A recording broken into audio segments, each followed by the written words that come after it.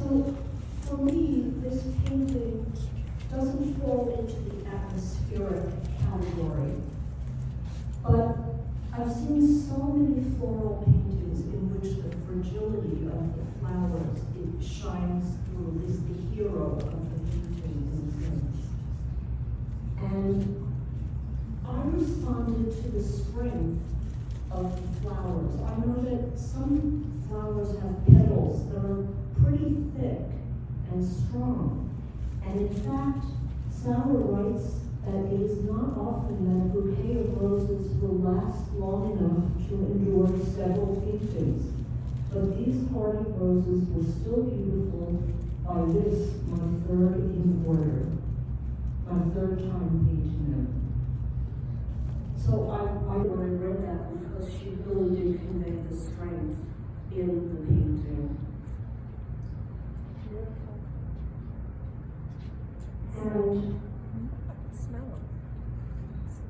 I also must acknowledge my connection to the fabric, because my mother was a pattern maker, and she sewed almost all of my clothes and my doll's clothes, that she used to the flowers.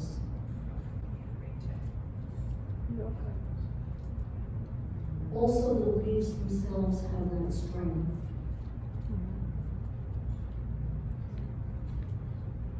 Now we go to a very, very different kind of painting.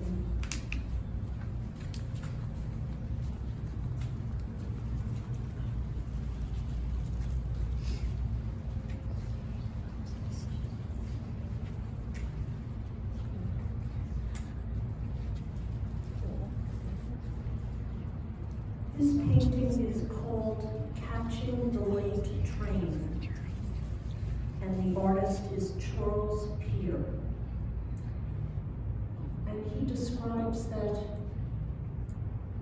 on a recent trip to New York City, I took an 11-second video with my phone as I pulled into the depths of Grand Central Station.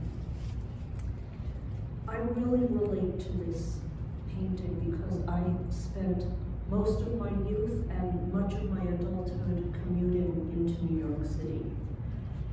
And for many of those trips, I was coming into Penn Station, and you can feel the train slowing down as it reaches its destination. You can hear the sound of the wheels screeching and the brakes screeching, and the immovable sense of the construction of the station itself as in contrast with the moving train. So those pillars there feel like they're going to be there for a millennium, but the train is moving. So there's both a sense of stability and motion. And I love that he added the individual, the man at the right. It kind of looks like him. Oh, is that right? He's got that white hair. Oh, I don't know the gentleman. But he evokes a kind of an ominous sense, feeling that you can have when you're in a subway or one of the big stations late at night and there are very few people around. It can feel very ominous. And he really achieved that. And he also added the bits of light coming from the street above, and yet it's the late train, so it's nighttime. So maybe that's coming from the upper level of the station, the waiting area. But I think it's absolutely wonderful.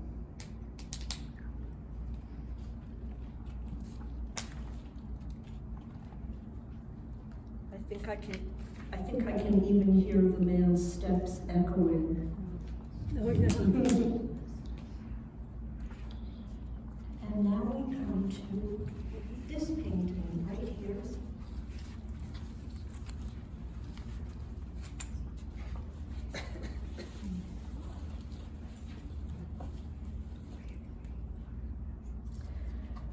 This painting is called Across from Vermont Flannel Company.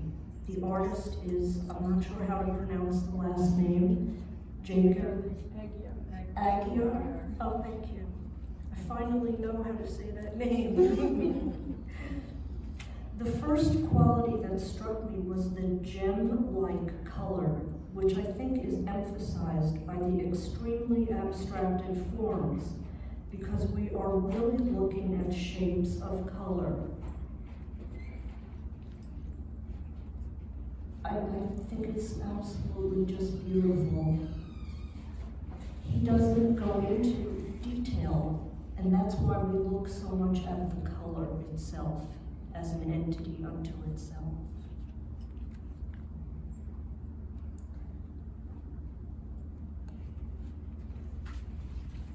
Ellen, you have one back around this corner. Okay. Well, I do have a certain order. Okay, that's right, okay. Thank you. I just didn't know what your order was.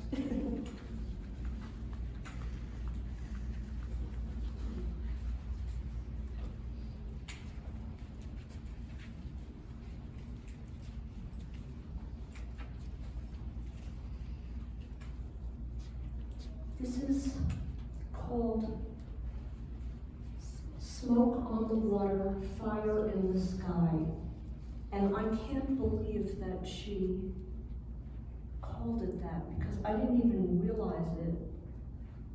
But when I give my description of my response to the painting, you'll know why I can't believe I didn't realize that.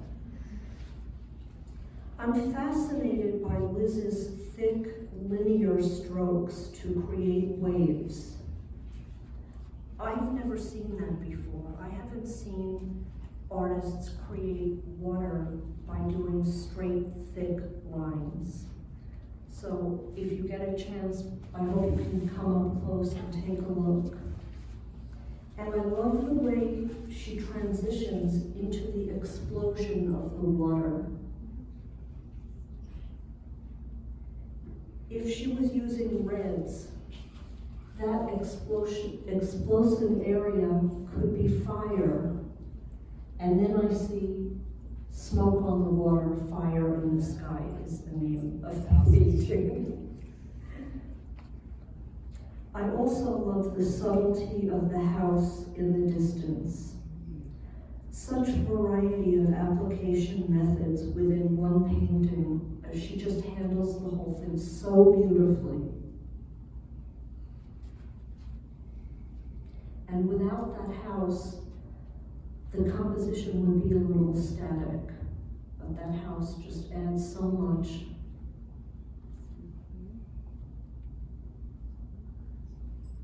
Okay, we'll move on to Doreen St. John. I think it's on the other side. Oh, thank you.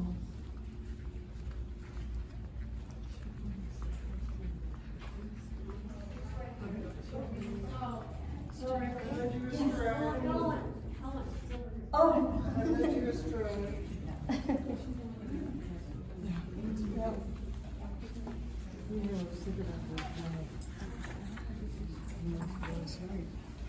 Oh.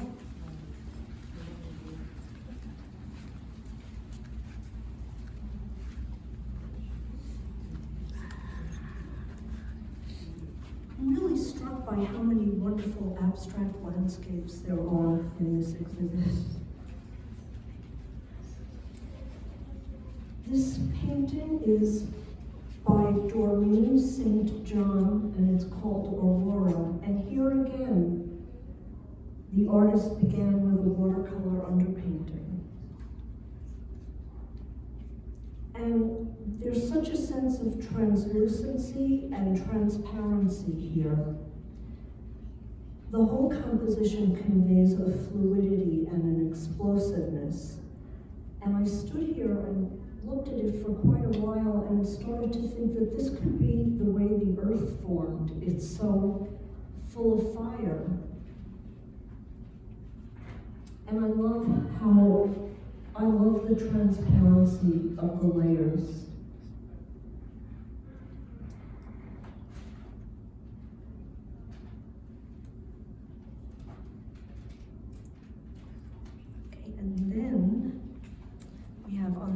side of the moon. Mark, this Mark right here, Mark Price. No, Other side. yeah. I'm gonna put, is that the next one, Mark? The next one is Terry Lynn. Do you know her? Over, that is, yeah.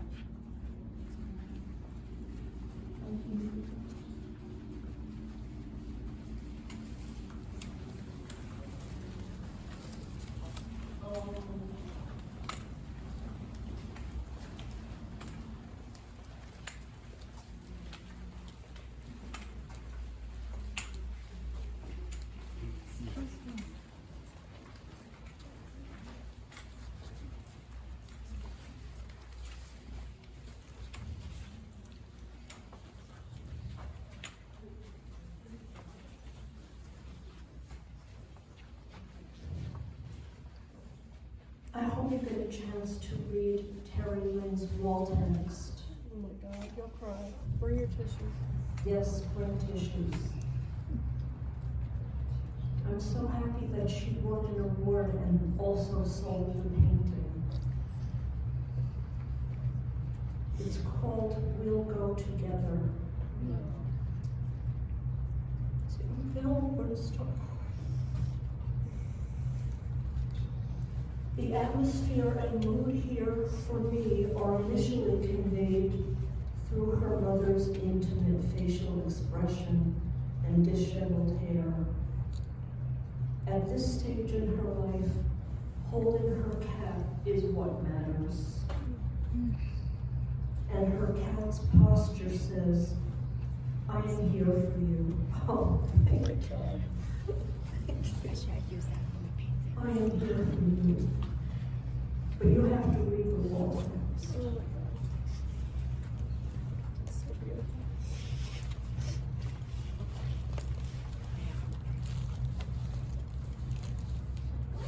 I love that Terry Lynn treated her mother's hair in a similar manner to the cat's hair. But mother's facial expression is so complex. And the cat's, in a way, is both equally complex, but also so simple. I love you.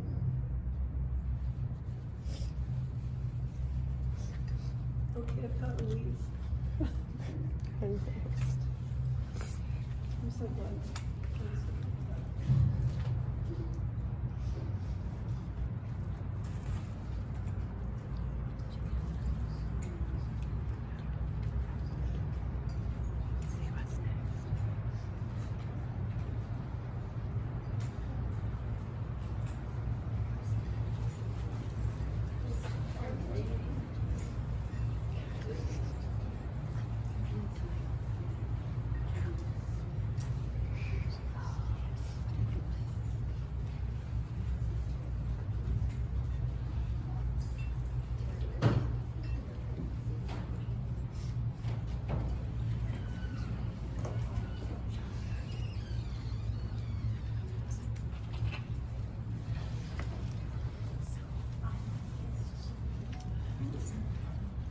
The artist is Albuquerque, and the name of the painting is First Light.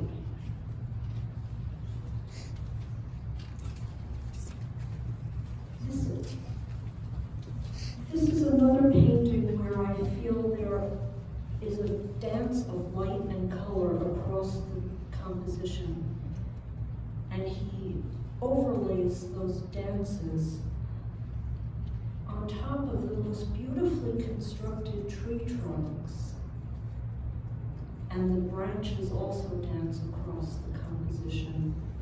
And then he adds completely implausible dabs of color. And he knew just when to stop. He didn't overdo it. It's uncanny to me. So I wanted to be sure that you saw this one.